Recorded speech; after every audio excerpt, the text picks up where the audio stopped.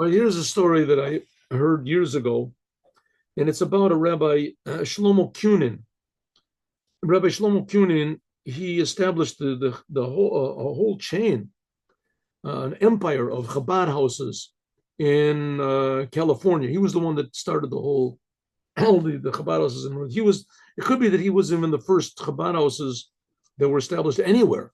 I don't know, but in any case, he was among the pioneers of making Chabad houses in Russia, in California. He was when he was a young man, he was learning in the yeshiva in New York, in Brooklyn, by the Lubavitcher Rebbe.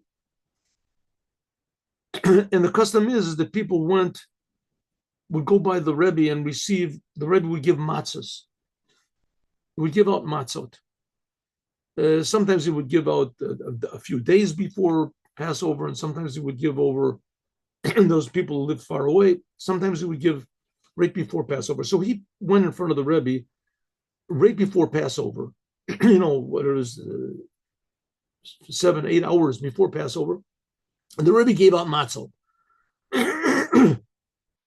He gave it to him. And his plan is that he was going to take the matzah and go to his parents' home, that they lived not far away. I guess in whatever it is, an hour drive or something like that, by subway. And he would spend Passover with his parents. So the Rebbe gave him 2 matzot or 4 matzot, whatever the number was. And the Rebbe said, go to the office and they'll give you an address. Go to this address and give them these 3 matzot. And give them the 3 matzot. I said, all right. I went to the office. He got the address. He basically knew where the place was. It was maybe an hour and a half drive. You had to take a couple subways, get a couple stops, and so he did. But so he got on the subway. He still had a lot of time to go home, but there were problems in the subway lines, and there were delays, and finally, and the delays were like, some of them were very long delays, and finally, in the middle of the second lap of his journey, as they announced that there was something wrong with the line, and they had to stop. Everyone had to get out and find alternative ways to go. So he got out, and it ended up that there was no real alternative way to go to the place where he was going, but he decided to take a taxi. But strangely, there were no taxis. He waited for, like, in those days, there was no cellular phones. We're talking about this story must have been 50 years ago, at least 50 years ago, maybe 60 years ago. 60 years ago. So he so he waited for a cab. There was no cab. So he decided, okay, I'll walk to the place, and on the way, I'll catch a cab. So he walked in, all the cabs that passed by were full, and then none of them stopped for him. And he walked, and ended up, it was about an hour and a half walk. Okay, he was a young man. He already had lost, like he thought it was going to take an hour. It's already been like 2 hours, 3 hours since his. So he finds the place, and he has to look around for the address. And finally, anyway, an hour later, it's already taken him 4 hours, and he finds the place, and he goes, it's in a high-rise building. He walks up the stairs of this, and he knocks on the door, sees there's his name on the door. This is the name where you're supposed to go. It's the address. He knocks on the door. A man comes to the door in just his underpants. And, yeah, can I help you? And he looks behind him, and he sees that the house is totally, not in order at all. There's bread on the table, and there's, messed up on the floor and things like that. And he says, excuse me, are you Mr. Brown or whatever? He says, yes, I am. What do you want? He said, well, the Lubavitcher Rebbe sent me. The man said, what? The Lubavitcher Rebbe sent you here? Oh, just one moment. Goes back in, I guess, puts on pants or whatever it is, comes to the door. Now, all these details that I'm telling you, except for the major story, are, how do you say, are subject to change. It could be he came to the door without a shirt on. Anyway, whatever it is. So he went in. He said, that tonight is going to be Passover. Are you Jewish? Yeah, we're Jewish. Your wife is Jewish. Yeah, we're Jewish. But tonight is going to be Passover. I know.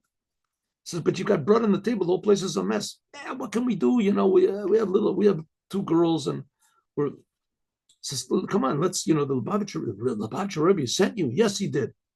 He said, listen, let's clean the place up. Clean the place up. And put the matzahs over to a side. And he said, I'll run downstairs and I'll buy some grape juice, and maybe we can make a Passover, Seder. So they cleaned up the house. It took them another hour, 2 hours, whatever, to clean up the house. And they did. They threw all the bread away. They threw it in the garbage outside of the house, and they cleaned out as much as they could from the so that there wasn't any chametz as much as possible in the house. All the cookies and things like that, they threw it away. And he said, and he made a seder, a Passover seder with it. He said, but we'll make a Passover seder. I'll show you how to do it. I'll show you how to do it. So he said to this man, so he says, okay, I'll bring my wife and my two girls. The wife came out. Oh, she was very happy. The two girls were blind. He had two daughters that were blind. So he made as much as he could, a Passover Seder. It took him, 15 minutes, however long it was. And they used the three matzahs. And the one matzah that he had from the Rebbe, it could be called home. It could be that he called his parents' house before Passover came in. And he told them that he was going to be late. And then he walked to his parents' house, which was another, 2-hour walk, whatever it was. However far it was, and he made it to his parents. But meanwhile, in the middle, so he asked this person what connection he had with the Lubavitcher Rebbe. So the person said, you see my two daughters, they're blind. And we love them very much. They're beautiful girls, but it's a lot of problems for us. We don't have the funding. We don't have this. And we, to find them a school is not easy, and they're in regular school. We have to have some. And now my wife is pregnant, and the doctors are saying that the chances are very good that the third child will be blind, and we don't know. Should we bring another blind child into the world, or shouldn't we not? Isn't that? On the other hand, we love our daughters, and it's a big blessing for us. But it's a big burden, and maybe it's even more of a big burden to them. So we don't know what to do. So we wrote to the Rebbe.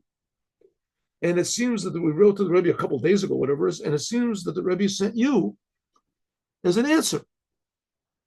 And so he said, okay, listen, we'll be in touch. I'll be back in touch with you. The Rebbe's office has your number, has your phone number. And, in the intermediate days of the holiday, we'll be in touch. So sure enough, he walked back home. He was in touch with this person. And the person decided, the Rebbe told him he should go through with the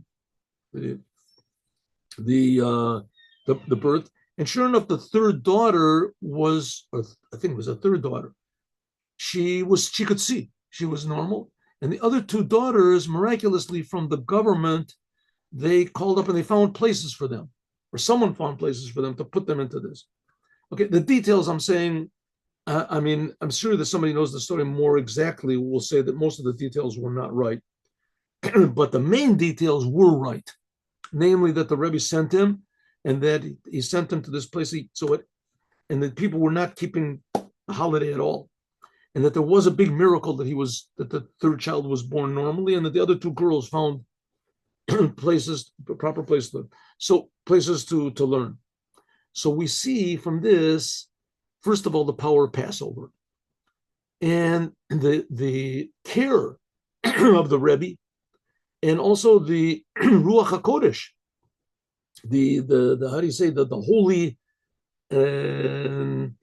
intuition that the Rebbe had about these people, that that they needed encouragement, and that they needed to be more connected to their Judaism, and that especially they needed a blessing for their three children and also for themselves.